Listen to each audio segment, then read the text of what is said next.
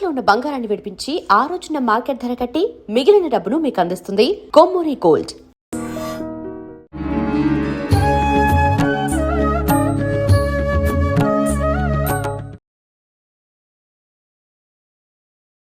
నమస్కారం, welcome to I dream. ధర్మ మార్గం విత్ విజిత కార్యక్రమానికి స్వాగతం. ప్రస్తుతం మనతో పాటు ఉన్నారు మనందరికీ ఎంతగానో సుపరిచితులు.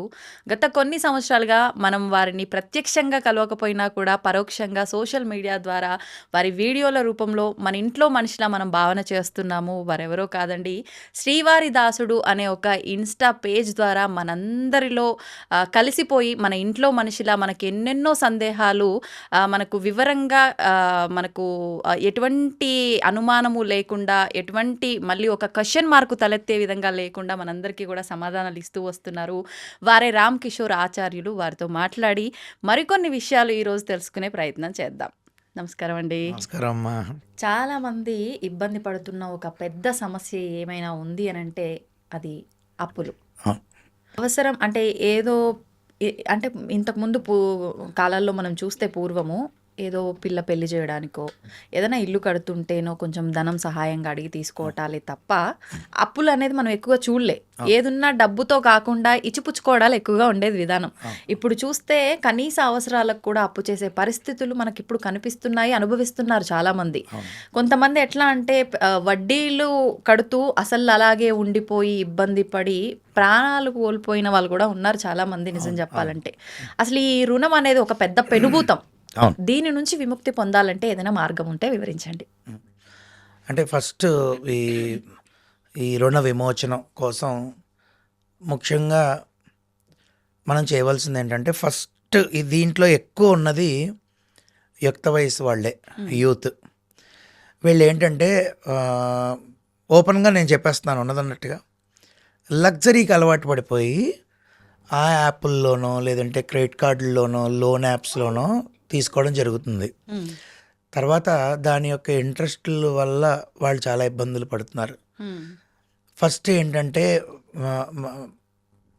ఆలోచించవలసిన విషయం ఏంటంటే, నేను ఇది తీసుకునేదానికి ఇది నాకు నిజంగా ఈ డబ్బు అవసరమా అనేది ఆలోచించుకుని అక్కడ ఆనకట్ట వేసుకోవాలి మొదట.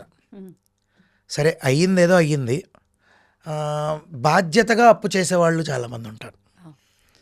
బాధ్యతగా ఇప్పుడు మీరు ఇందాక అన్నట్టు వివాహం కోసమో గృహం కోసమో ఇలా ఉంటాయి. సరే ఏదైనా మన ఋషులు ప్రతి దానికి కూడా మనకి పరిహారాలు ఇవ్వడం జరిగింది. అలాగే నాకు బాగా ఫలితం వచ్చి భక్తులు నాకు వచ్చి నన్ను కలిసి చెప్పిన విషయమే రెమెడీ నేను చెప్తాను.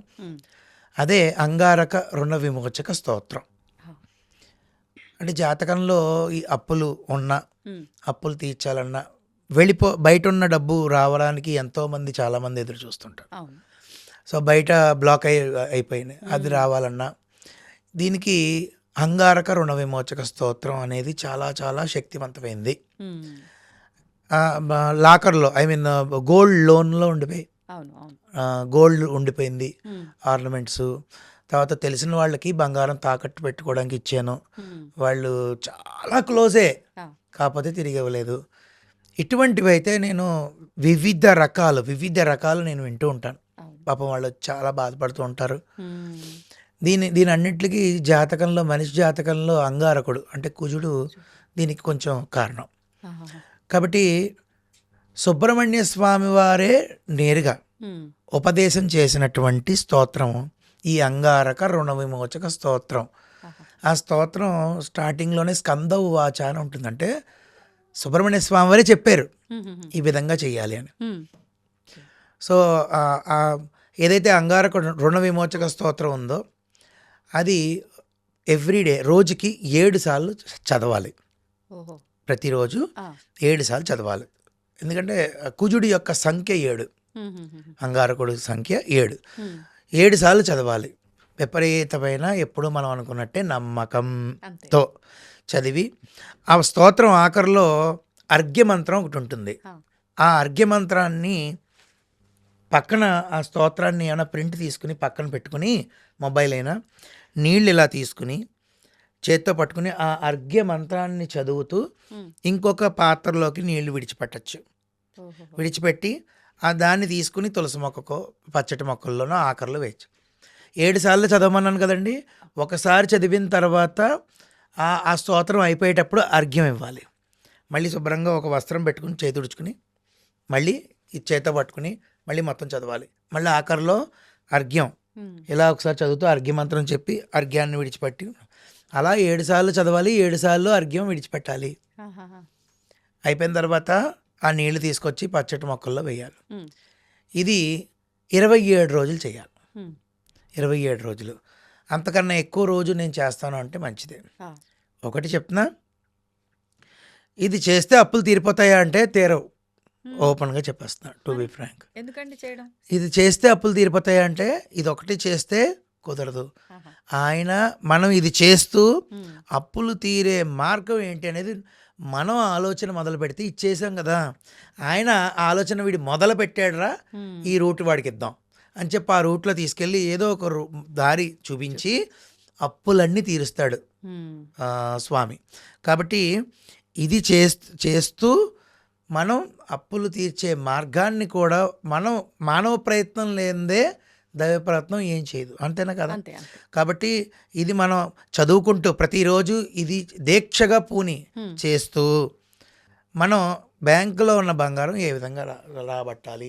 మంగళవారం, ప్రతి మంగళవారం నాడు అప్పు ఎవరికైనా ఉన్నాం అనుకో వాళ్ళకి ఇంట్రెస్ట్ కట్టిన ప్రతి మంగళవారం 1000 రూపాయలైనా 500 ఎంత కుదిరితే అంత మంగళవారం కనుక మనం మనకి రావాల్సిన డబ్బులకు సంబంధించిన వరే ఒక 1000 రూపాయలనే ఎవరా అని వాడి దగ్గర తీసుకున్నా మనం ఇవ్వాల్సిన వాళ్ళకి 1000 రూపాయలు కట్టినా తొందరగా క్లియర్ అవుతాయి, అన్నీ క్లియర్ అవుతాయి, రావాల్సినవి కూడా తొందరగా వస్తాయి. ఇది కేవలం అప్పులు తీరడం కోసమే కాదు. అప్పులు ఇచ్చి మళ్ళీ బయట నుంచి రావాలి అని అనుకున్నవి కూడా చాలా సమస్య ఉంది కదా. సో వాళ్ళకి కూడా ఇది చేస్తే నేను అన్నట్టు మంగళవారం నాడు ఎంతో కొంత ఇవ్వమని పద్ధతిగా పొలైట్గా అడిగి నెమ్మదిగా తీసుకోగలిగితే వాడి దగ్గర నుంచి మిగిలిన డబ్బులు అవే వస్తాయి. కొంచెం సమయం పెట్టినా. బంగారం గోల్డ్ లోన్లో ఉంది. మంగళవారం ఇది చేస్తూ మంగళవారం కొంచెం వెళ్ళి కట్టండి, మొత్తం కట్టిస్తాడు స్వామి. ఎన్నో నిదర్శనాలు నాకు ఉన్నాయి. నాకు ఇన్స్టాగ్రామ్లో కానీ మెసేజ్లో, అంటే పర్సనల్గా మనం చెప్పుకోలేం కదా, ఆ మెసేజ్లు నేను ఇది చేశాను, నేను గోల్డ్ లోన్లో ద్వారా విడిపించుకున్నాను అంటే స్వామి వచ్చేసి ఇలా ఇచ్చేస్తాడని కాదు కదా.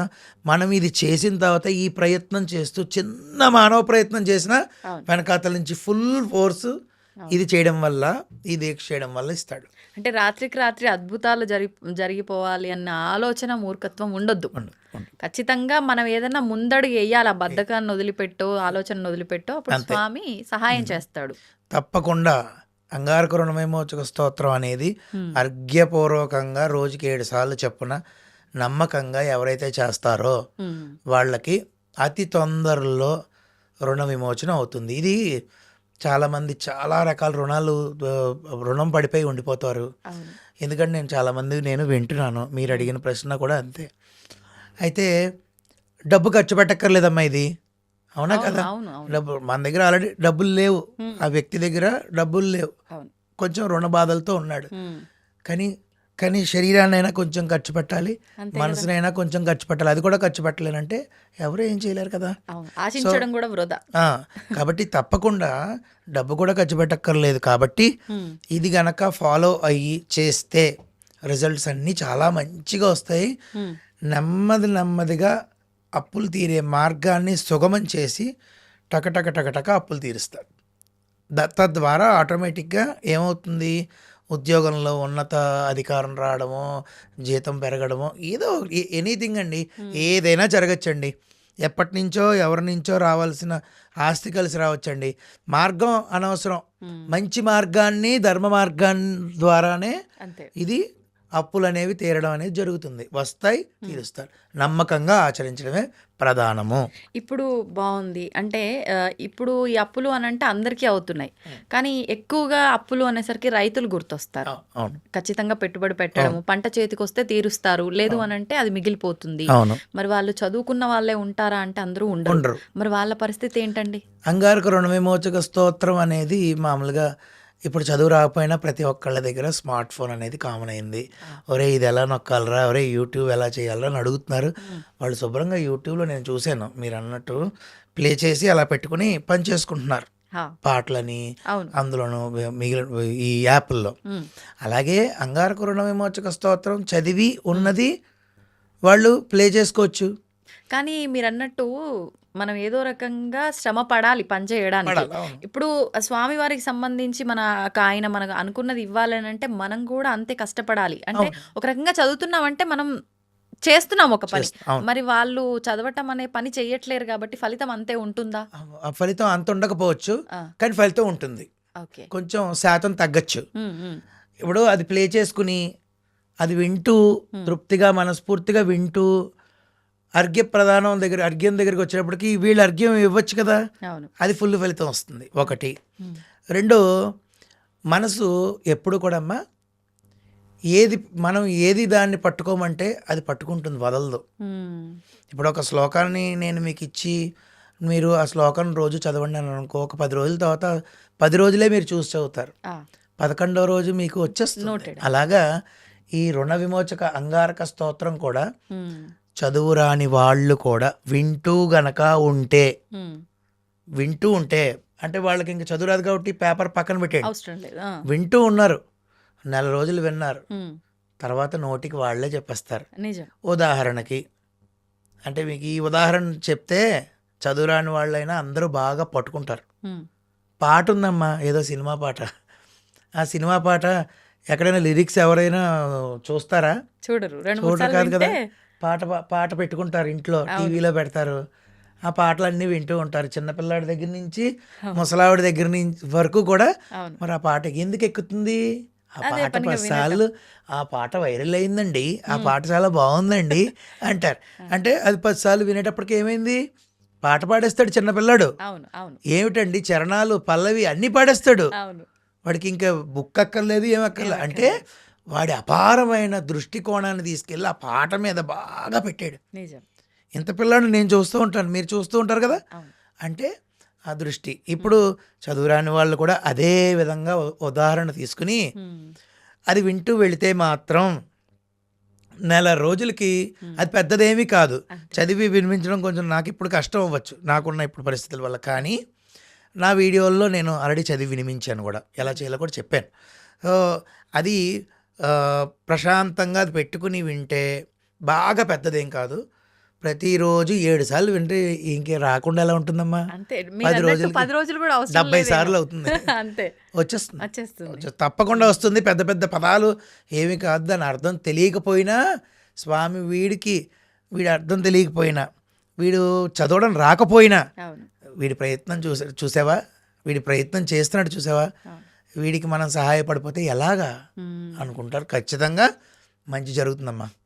సంతోషం అండి, ధన్యవాదాలు. ధన్యవాదాలమ్మా.